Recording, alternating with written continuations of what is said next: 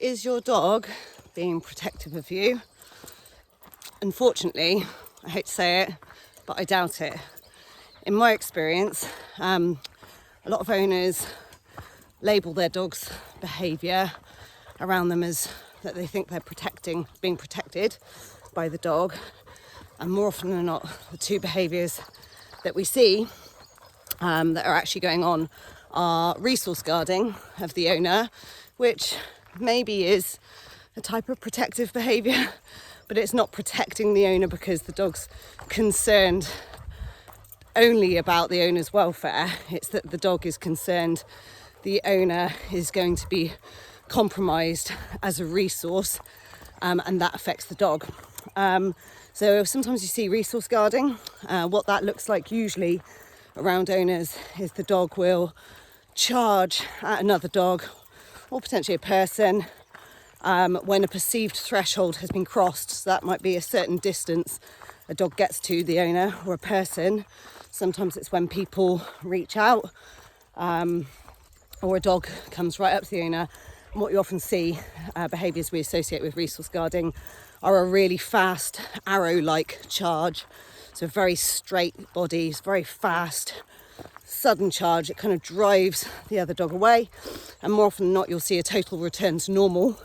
You might see some levels of arousal after, but generally the dog's like, great, it's been done, job's a good one. Now the other behaviours we see that are often associated with dogs protecting their owner is that the dog is barking at people or other dogs. More often than not, that overreactivity is motivated by another emotional response. I'm not sure if we can say that dogs experience sort of concern directly over people as a motivation for reactivity, but what we certainly see is a lot of fear, anxiety and frustration. So let's say a dog sees another dog and they're with the owner. It would be unusual for a dog to be out on a walk without their owner, and the dog is anxious about the other dog. They might start barking, or if they're frustrated that they can't go and greet, they might start barking. Or if as the dog gets closer, the dog becomes fearful, they might start barking. That isn't protecting the owner, that's protecting themselves or expressing frustration that they can't do what they want to do.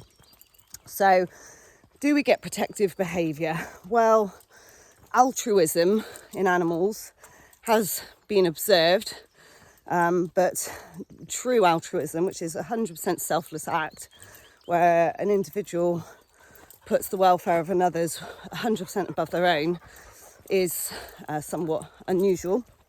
And generally what we see in dogs is sometimes they will, let's say, if you're walking a group of dogs and there's a potential conflict going on, then sometimes you might get other dogs wading in or splitting, trying to diffuse that conflict.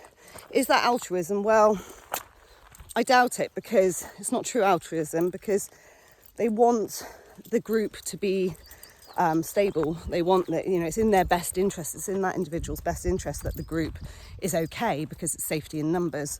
So, yes, they might be wading in and trying to diffuse conflict or drive away a threat, but that isn't to protect or solely to protect that one individual, is to protect the group that they reside in.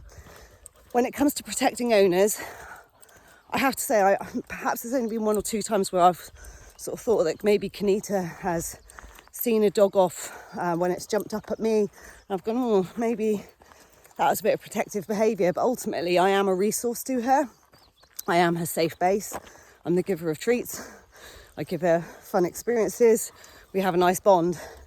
So I think I'm just not convinced that it's true protective behaviour where she's putting my safety above hers. I think or above her needs. I think there's a genuine benefit to her that I'm okay. So she's not being truly selfish. So when it comes to protective behaviour, in a nutshell, it's rare. Yes, you might get guarding breeds, and these breeds that have been bred to guard might be a little bit more aloof or suspicious. That doesn't mean they're protecting you. It means that they have been bred to be a little bit more sensitive to perceived threats and to respond accordingly.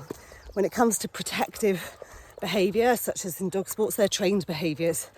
I'm not sure if the dog is genuinely going, oh, I'm really worried about that dog, about that person, so I better step in and sort this out.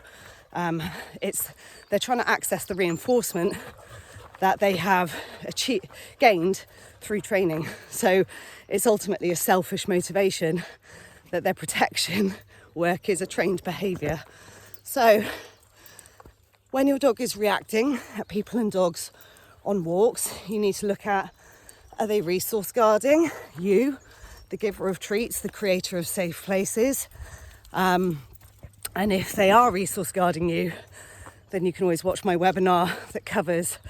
So I always do this when I'm on a hill. Look at, it's steep and it's hot, so I'm really out of breath. So you can watch my resource guarding webinar with tips on how to diffuse that with other dogs.